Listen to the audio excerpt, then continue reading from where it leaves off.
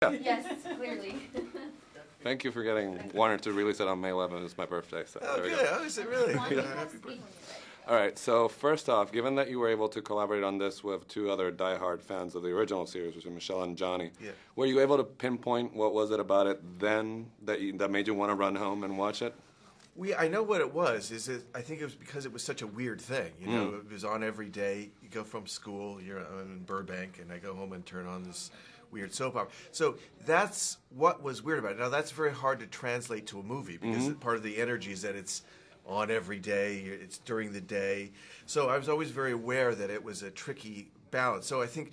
But the thing, especially with Johnny and Michelle, we tried to get was the spirit of how the show made us feel. You know, we tried to get the kind of soap opera acting, the kind of sense of dialogue that they had. So we were trying to be true to it in that way, which is, I felt, the only way we could really be true to it. Yeah, I was wondering yesterday when I was watching it, what did you feel more challenged by? Because it's an opportunity to sort of evoke certain things about horror in the 70s, and then you have sort of the lots of characters, the soap opera aspect of it. So I wonder what you felt Well, more. also for me, it was at the time when I grew up. So it was personal, like the early 70s, where I was kind of going from a kid to a teenager and felt really weird. And I think the show helped sort of solidify that kind of just out of place quality. And I think that was one of its charms. So it was a combination of the show and kind of going back to the memory of that time when you're feeling quite like you don't belong in a place very much. So those are the kind of reasons, and the family kind of situation, the family story, those are all kind of things that made it more personal. All right.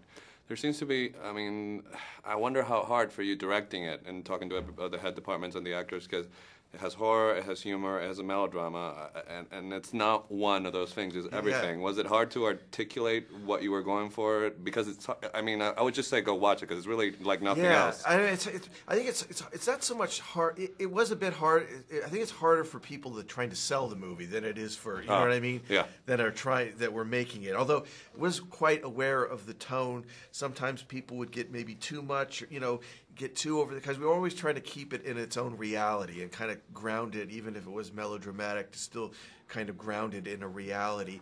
And the dialogue is so weird and poetic. So it's a strange thing to try to deal with. It was kind of something that every day was kind of, there wasn't like one set of rules. It was really trying to maneuver through. Do you think, I mean, Dark Shadow has come back a lot of times in different incarnations, but do you think, for example, in Latin America, we have a very long tradition of telenovelas. Do you think because of that, we're sort of primed to appreciate what this movie does? Well, I don't know. All I know is I often turned on and seeing like Hispanic channels, and they seem like they have their own I mean, I thought Dark Shadows was kind of first with that kind of supernet, but I think Hispanic soap operas have been doing that forever. Yeah.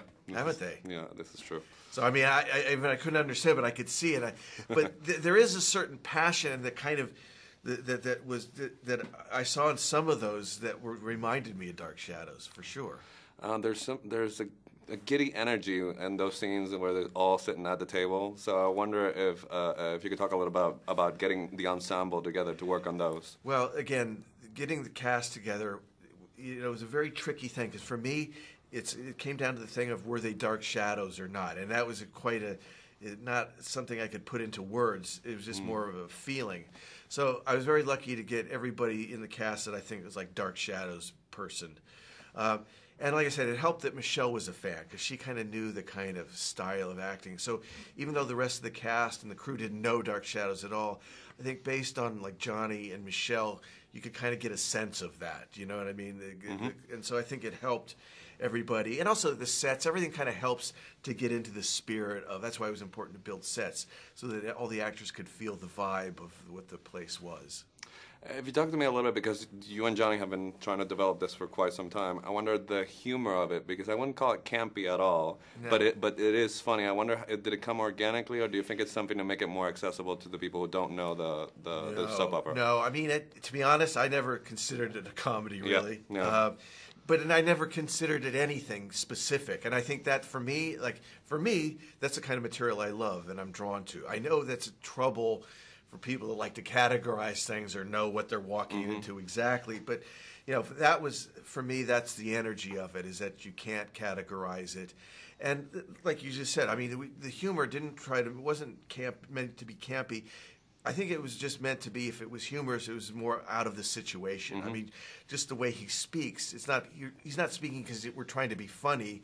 He speaks that way because he's been locked away for 200 years, and that's how he speaks. So it was more situational for me. Sort of all the sort of icons that you could have brought back from the 70s in your childhood, what made you zero down on Alice Cooper for the ballroom scene? Well, Alice Cooper, I mean, in that era where it was kind of a wasteland, I mean, Alice Cooper was a bit of a shining light to me, you know what I mean? So for me, even as weird as that era was, you know, and then meeting him, you know, what's really weird is that he looks the same now as he did in 1972. It's scary. And, I mean, that is really scary. But for me, he's kind of a symbol of the movie, and he's kind of a symbol of the era for me, and an inspiration, again, from when I was growing up. I remember him being an important figure. All right, well, pleasure talking to you. They don't think that I'm here, but here's Tim Burton, and I'm shaking his hand. Hey. All right, so thank you so much. Thanks, man. Thanks, nice really to talk to you, enjoyed it. man. Thanks, man.